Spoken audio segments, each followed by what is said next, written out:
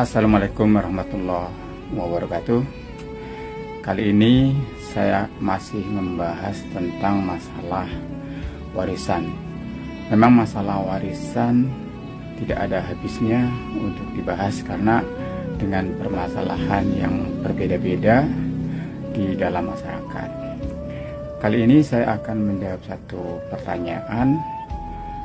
Ayahnya menikah lagi dan tidak punya anak dengan istri kedua ini. Sekarang ayahnya meninggal dunia, meninggalkan 2 orang laki-laki dari istri pertama. Bagaimana pembagian warisannya? Terima kasih atas pertanyaannya. Jadi dalam pembagian warisan kita harus lihat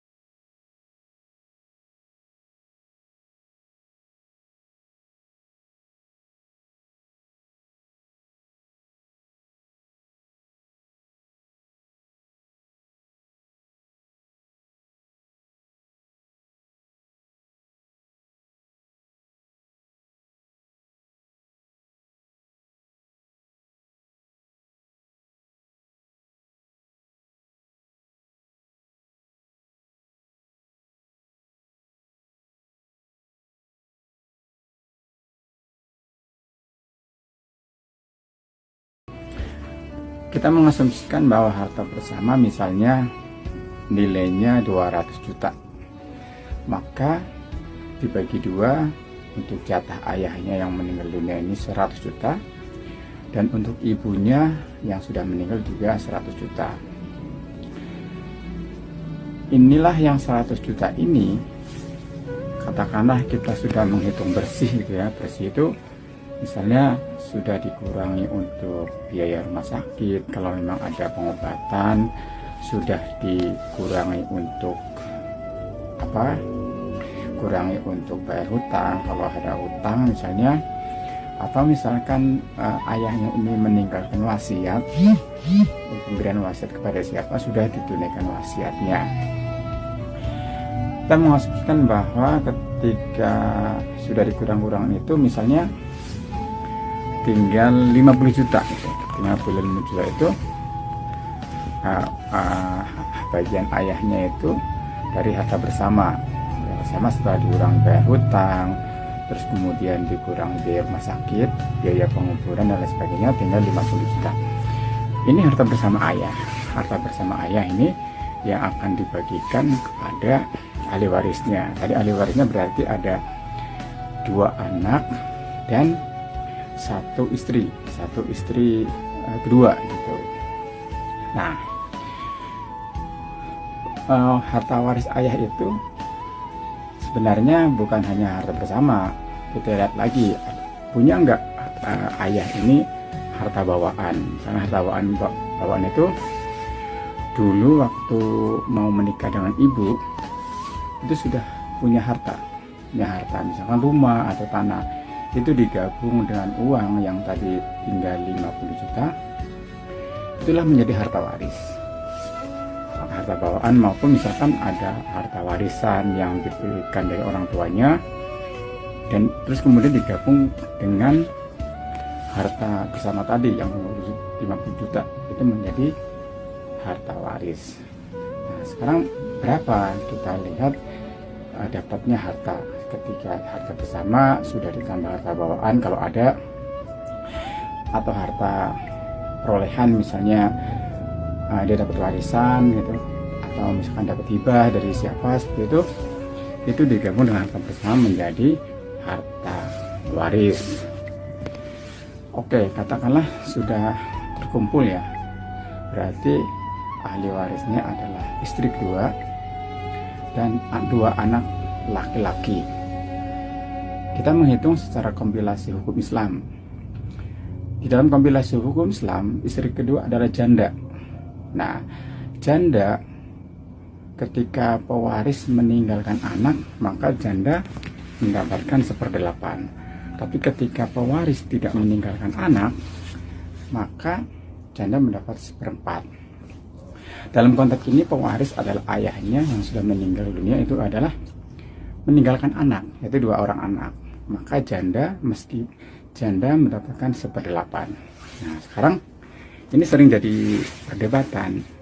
Janda ini karena tidak punya anak 1/8 atau 1/4. Yang kita lihat adalah pewarisnya gitu, bukan yang jandanya punya anak. Pewarisnya punya anak atau tidak. Nah, pewarisnya kan punya anak dari istri pertama, yaitu 2. Ketika punya anak, maka janda tadi, meskipun istri keduanya tidak punya anak, bukan dilihat jandanya nggak punya anak, tapi pewarisnya punya anak, maka janda dalam ini adalah mendapatkan 1/8 jika dihitung secara kompilasi hukum Islam. Seperti itu, bukan 1/4, karena dua orang anaknya ini kan memang anaknya pewaris yang meninggal dunia. Jadi lihat pewarisnya punya anak atau tidak gitu. Nah, karena pewarisnya punya anak, maka 1/8, meskipun jandanya nggak punya anak gitu. Bukan dilihat jandanya, tapi warisnya punya anak atau tidak.